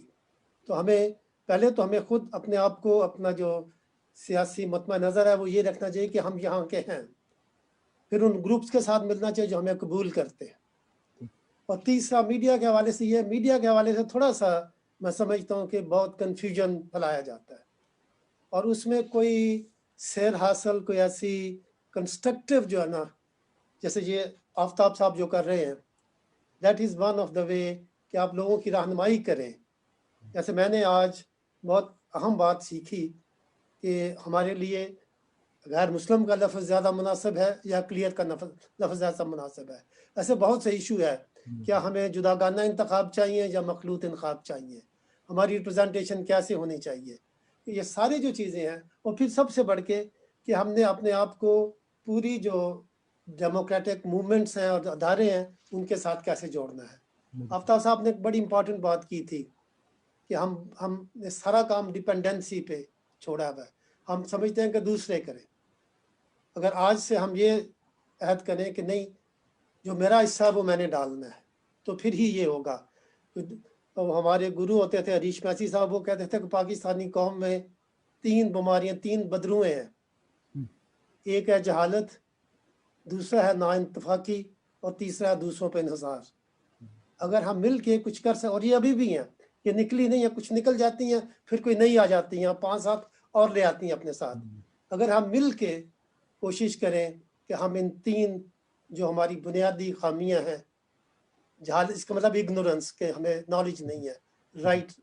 اور پیٹر صاحب بہت اچھا اپنے ادارے کے ساتھ سے کام کر رہے ہیں، یہ بہت ساری پبلیکیشنز بھی کرتے ہیں، لیکن آج کل کیونکہ یہ یوٹیوب کا دور ہے اور آپ کا میڈیا بھی، تو اگر آپ خاص توجہ دیں، جسے میں کہتا ہوں کہ جو ہماری قوم میں سیاسی شعور اور تمدنی شعور، اگر ہم یہ بیدار کر سکیں تو یقیناً ایٹ لیسٹ ہمارے ذہن میں کلیئرٹی جو ہے نا، ہماری جو سیاسی سوچ ہے بالکل اس میں کوئی نکھار آئے تو بڑی بامن ثابت ہو سکتی ہے۔ بالکل ٹھیک ہے پیٹر جیکب صاحب، کوئکلی سر اگر فرمائیے کہ اس محفل میں ذکر ہوا کہ سیاست ابھی بھی کہیں نہ کہیں شجر ممنوع ہے، تو کیا ہم مین سٹریم پارٹیز میں آ جائیں پھر تھوڑی سی ہمارے لیے بہتر ہے، یہ چیزیں معاون ثابت ہوگی؟ اور پھر یہ بھی یاد رکھیے کہ ابھی اس سال مردم شماری بھی پاکستان میں ہونے والی، اس پہ اگر کوئی کمنٹ کر دیں کہ وہ کتنی معاون ثابت ہوگی ہماری پہچان کو اسٹرانگ بنانے میں۔ پھر آپ نے تسکین صاحب ایسے سوال کر دیے ہیں جو شیئر سلام بہت ہی زیادہ وقت چاہیے۔ شعر اس لیے اچھا ہوتا ہے کہ وہ اس میں خیالات جو ہے مجتمع ہو جاتے ہیں اور بڑے آسانی سے۔ لیکن اس پہ گزارش یہ ہے کہ ایک تو مجھے اور ڈسٹربنگ فیکٹرز وہ آتے ہوئے نظر آ رہے ہیں پینڈیمک کے بعد۔ کچھ باوجود اس کے پاکستان اس طرح سے امپیکٹ نہیں ہوا جس طرح باقی کئی ملک ہوئے ہیں، لیکن اس نے کچھ لائف سٹائل کو چینج کر دیا، تبدیل کر دیا۔ اور پھر اس کے بعد یہ جو موسمیاتی تغیرات ہیں وہ بھی پاکستان میں کچھ زیادہ آنے والے، تو اس نے جو معیشت میں جو ایک مسئلے کا پیش خیمہ ثابت ہونا ہے وہ بھی ایک علیحدہ بات ہے۔ اس اعتبار سے میں یہ کہتا ہوں کہ یہ جو نتائج آئے ہیں افراد شماری کے، اور اس میں یہ پتہ چلا ہے کہ مائنورٹیز ان کی ریشو کم ہو رہی ہے 0.19%، اور مسیحی اس میں 0.32%، یعنی اس طرح سے 6-7 لاکھ جو افراد ہیں ان میں کمی آئی ہے ان کی، اور اس طرح سے پہلے تو یہ کہ اس کی تصدیق کرنا، اور وہ یہی ممکن ہے کہ اگلے جو سینسس ہوتے ہیں اس کے اندر بھرپور حصہ لے کے اس کو اکاؤنٹیبل بنایا جائے، اور پھر پتہ چلے کہ یہ واقعی کمی آئی ہے یا ویسے غلطی تھی اکاؤنٹنگ کی۔ اور اس کے بعد ایک میرا خیال ہے کیونکہ اس پہ کافی زیادہ انحصار بھی ہوگا اور لوگوں کے اندر تشویش بھی پائی جاتی ہے کہ کیا اصل میں کیا ہے، میرا خیال ہے ہمیں دونوں مفروضوں کو سامنے رکھنا چاہیے۔ ایک یہ کہ اعداد و شمار گنتی کی غلطی ہو سکتی ہے، اور دوسرا یہ کہ یہ ممکن ہے کہ یہ درست ہو، صحیح ہے اور اگر درست ہو تو ٹھیک ہے سر۔ آپ ہی سے شروع کرتا ہوں پھر آخر میں حل، کہ ہماری میجورٹی جو ہے وہ نوجوان نسل ہے، وہ گھٹنے ٹیکنے والی نہیں ہے، وہ بڑی ایک سوچ رکھتی ہے، بڑی ترقی پسند بھی ہے، جوشیلی بھی ہے، کیا پیغام دیں گے؟ کیونکہ کہیں نہ کہیں وہ بھی اس بحران کا شکار ہیں۔ سب سے پہلے تو یہ کہ اپنے خیالات کو وہ ضرور انفارم کیجئے گا ارد گرد سے، ان کا ٹیسٹ کیجئے گا، اور اس کے بعد آزادی اظہار کا استعمال بہت ضروری ہے، بہت ضروری ہے، جہاں بھی ممکن ہے۔ ٹھیک ہے ڈاکٹر مغل آپ کیا فرمائیں گے سر؟ میں جی نوجوانوں سے یہی کہتا ہوں کہ فرسٹ آف آل انہیں اپنے آپ پہ کانفیڈنس ہونا چاہیے، جی اور سب سے بڑھ کے خاص طور پہ جو تعلیم کے حصول میں انہیں اپنی ایجوکیشن پہ بہت زور دینا چاہیے، کیونکہ تعلیم جو ہے یہ پریورٹی ہے، اور جتنا ہم زیادہ تعلیم حاصل کریں گے اتنی زیادہ ہمیں آگہی ہوگی، اتنے زیادہ ہمارے مسائل حل ہوں گے۔ اور تیسری میں بات اگین یہ کہوں گا کہ ہمیں اپنے جو ہمارا فیتھ ہے اس میں اپنے آپ کو مضبوط رکھنا چاہیے، اور کوشش کرنی چاہیے کہ ہم اعلیٰ جو قدریں ہیں ان کے امین بنیں، ان کو آگے لے کے چلیں۔ سر بہت بہت شکریہ محترم پیٹر جیکب صاحب اور ریورنڈ ڈومنک مغل صاحب، بہت بہت شکریہ۔ آج کے ٹاپک کے حوالے سے میں شیئر کے ساتھ ہی اینڈ کر دیتا ہوں، جیسے پیٹر جیکب صاحب فرما رہے تھے کہ اپنے آپ سے شروع کرنا ہے، کہ میں ہی اپنے آپ کو بدلوں تو پھر سارا کچھ بدل جائے گا، کہ یہ جو خود کو میں نے بدلا ہے یہ میرا تجھ سے بدلا ہے۔ واہ thank you so much, thank you sir, بہت شکریہ جی آپ کا۔ تھینک یو تسکین صاحب، لگتا ہے کہ آپ پہ بھی جو ہے وہ پیٹر صاحب کا رنگ چڑھا، یا آپ نے بے پیٹر نظیر صاحب کا پہ رنگ چڑھایا ہے؟ ٹھیک ہے، بے نظیر بھٹو کا ہے، انہوں نے کہا کہ جمہوریت سب سے بہترین انتقام ہے۔ جی تھینک یو ویری مچ ان تمام ناظرین کو جو ہمارے ساتھ جڑے ہوئے، اور انہوں نے بہت زیادہ کامنٹس بھیجے، اور خصوصاً زیادہ تر کامنٹس تو تعریف کے ہیں ہمارے جو پینلسٹ ہیں ان کے لیے، اور کچھ جو ہمارے ناظرین ہیں انہوں نے کچھ سوال اٹھائے ہیں۔ ہمارے لیے یہ ممکن نہیں ہوتا، ہم ان سے معذرت چاہتے ہیں کہ ایک ہی پروگرام، 1 گھنٹے کے پروگرام میں ہم بہت زیادہ موضوعات پر بات چیت کر سکیں، کیونکہ کئی موضوعات ایسے ہوتے ہیں جن پہ تفصیل سے بات کرنے کے لیے پورے علیحدہ پروگرام کی ضرورت ہوتی ہے۔ ہم یقیناً وہ جو سجیسشن انہوں نے بھیجے ہیں، ہم ان کے حوالے سے وہ جو موضوعات ہیں ان کو اگلے پروگرامز میں رکھیں گے۔ مجھے شکریہ ادا کرنا ہے جناب تسکین خان صاحب کا، جنہوں نے ہمیشہ کی طرح پروگرام کو بہت خوبصورتی سے چلایا، اور بہت محنت کرتے ہیں وہ بیک گراؤنڈ میں رہ کر تیاری کے لیے، اور میرا کام بہت شاید سمجھ لیں کہ اس پورے پروگرام میں 5% ہے، اور جو 95% کام ہے وہ تسکین صاحب کا ہے۔ اگر پروگرام کامیاب ہے تو وہ کریڈٹ گوز ٹو تسکین، اور اگر اس میں کچھ خامیاں ہیں تو اس کی ذمہ داری مجھ پر ہے۔ میں شکریہ ادا کرنا چاہتا ہوں اپنے معزز مہمانوں کا، پیٹر جیکب صاحب اور ڈومنک مغل صاحب کا، جنہوں نے آج وقت نکالا اور اتنی بھرپور گفتگو کی، اور بہت سے ان سوالوں کے حوالے سے اپنے ناظرین کو آگاہ کیا جن پہ ہم سوال اٹھاتے ہی رہتے ہیں اور ہمیں ان سوالوں کے جواب نہیں ملتے۔ میں آخر میں 2 چیزوں کا ذکر ضرور کرنا چاہوں گا کہ جب ہم پاکستان میں اقلیتوں کے شناخت کے حوالے سے بات کرتے ہیں تو یہ شناخت کا مسئلہ صرف اقلیتوں کا نہیں ہے، شاید اقلیتوں سے زیادہ جو اکثریتی آبادی ہے ان کا زیادہ شناخت کا مسئلہ ہے، کیونکہ ان میں سے بہت سارے اپنے آپ کو جو یہاں پہ مختلف حکمران آتے رہے ہیں، باہر سے لوگ آتے رہے ہیں، یا باہر کی دنیا کے ممالک ہیں، ان کے ساتھ اپنا رشتہ جوڑتے ہیں، زمین کے ساتھ ان کا رشتہ ابھی تک کمزور ہے۔ مطلب ایکسیپشنز ہوتی ہیں، ایکسیپشنز تو ہر جگہ ہوتی ہیں، لیکن جو बादियुल नज़र में हमें पाकिस्तानी मीडिया के हवाले से जो चीज़ें नज़र आती हैं वो यही हैं कि उनका शनाख्त का मसला हमसे बड़ा है, और वो शायद वही रिफ्लेक्ट होता है, हम भी उस सोसाइटी का हिस्सा हैं और हम में भी वही रिफ्लेक्ट होता है। लेकिन क्योंकि डोमिनिक मुगल साहब ने कहा था कि हम ज़मीन का नमक हैं, तो हमारी जिम्मेदारी कुछ ज़्यादा है। हमें उससे बाहर आना है, उस गेटवाइज्ड मेंटालिटी से, हमें उस आइसोलेशनिस्ट जो अप्रोच है उससे बाहर आना है, और हमें इस बात का इदराक करना है कि हम यहाँ पे बाहर से नहीं आए। हमारे अबौजाद यहाँ पे 7000 साल से मौजूद हैं। गो के बाद में हमने मसीहत इख्तियार की, लेकिन हम जमीन के बेटे बेटियां हैं। हमें कोई ये नहीं बता सकता कि आपके हकूक किसी और से कमतर हैं। हमारे हकूक शायद उनसे ज्यादा होंगे, क्योंकि हम यहाँ के बासी हैं और हम इस पे फख्र करते हैं कि हम इस बड़े सगीर के बासी हैं। और दूसरा ये है कि हमने पाकिस्तान में रहना अपनी आजाद मर्जी से कबूल किया।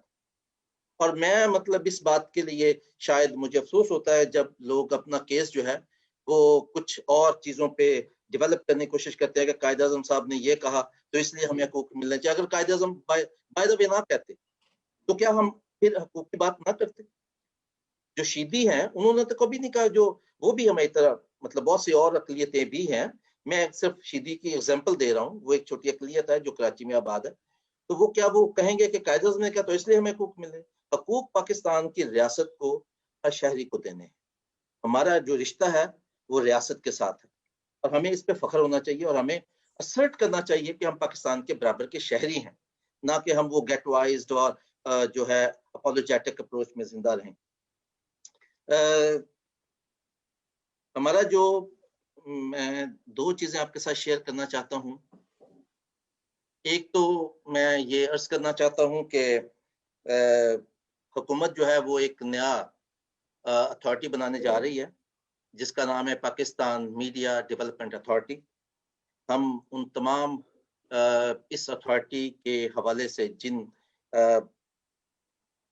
सहाफ़ती तंजीमों ने, वकला की तंजीमों ने इसको रद्द किया है, हम उनके साथ खड़े हैं, क्योंकि हम समझते हैं कि ये जो अथॉरिटी है ये पाकिस्तान में पहले से कमज़ोर और दबाए हुए मीडिया की हालत को और ज़्यादा ख़राब करेगा। और किसी भी जमहूरी मुल्क के लिए मीडिया जो है वो बहुत ही ज़्यादा अहम होता है। दूसरा,